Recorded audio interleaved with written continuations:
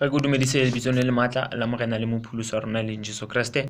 Re boe re lebohele morena monyetla wa re fileng ona hore nna le wena re tlo boela pele re tswela pele ka boithuto ba rona ba buka ya tshenolo kgaolo ka 13, mme hona jwale re tsamaya ho temana ya boraro, mme yona e re ke ba le ngwaneso o utlwe hore e re eng. Temana boraro e re hloho e nngwe ya sona e ne e ka ena le leqeba le ka bolayang, empa leqeba leo le ne le se le fodile.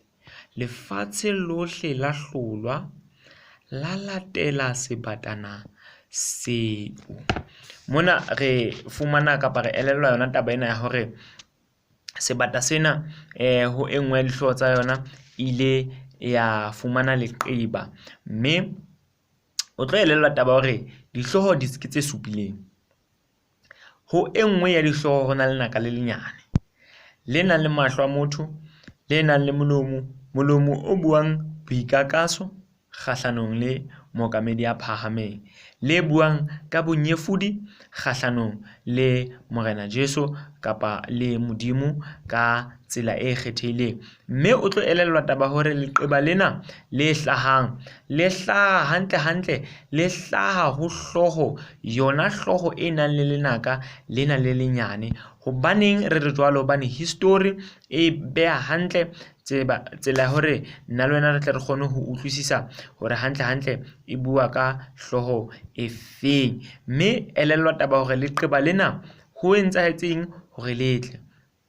Ho ya ka buka Daniel kgaolo ya bosupa, Bebele e hlalositse taba hore puso ena e tla hlorisa bahalaledi ba mookamedi ya phahameng dilemo tse 1260, e leng hore mona bukeng ya tshenolo e tla hlaha jwalo ka dikgwedi tse 42, mme elellwa hore ka selemo sa 1798 ke moo hlooho ena ileng ya fumana leqeba lena.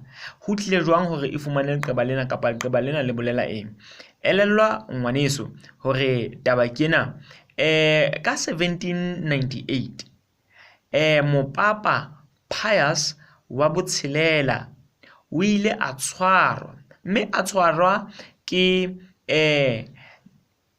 moeteledi pele wa mabotho a fora a ntwa monghadi Bethia, mme ka lebaka leo mopapa ha le tjhankaneng ho ile hwa qeta matla a bopapa lefatshe ka bophara.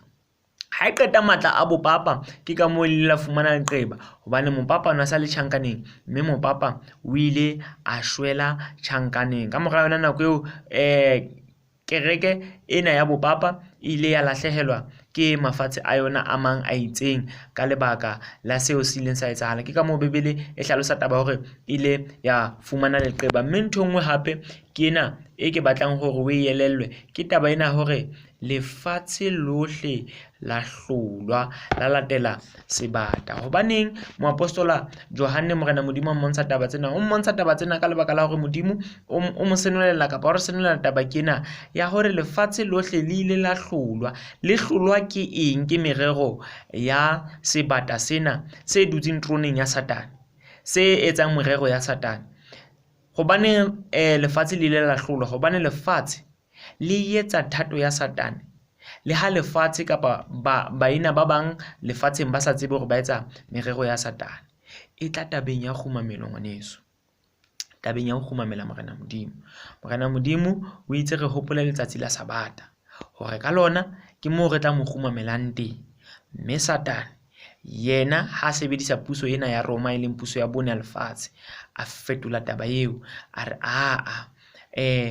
komamelo jwale e tla ba ka letsatsi le qalang veke, e leng letsatsi la Sontaha. Re bone monghadi Constantine ai hatisa nthwena dilemong tsa 312 320 AD ho fihla ho selemo sa 325 AD, mo e leng hore ntho ena ile ya ba molao ya hore batho kaofela ba tlamehile ba kgumamele ka Sontaha letsatsi le qalang veke e seng letsatsi la bosupa. Lefatshe le ile la hlolwa hobane lefatshe, bongata ba batho ba lefatshe hona jwale ha ba obamele Modimo ho ya ka tsela e Modimo a batlang hore ba mo obamela ka yona, empa ba obamela Modimo ho ya ka thato le merero ya Satane ka ho kgumamela Morena Modimo ka Sontaha.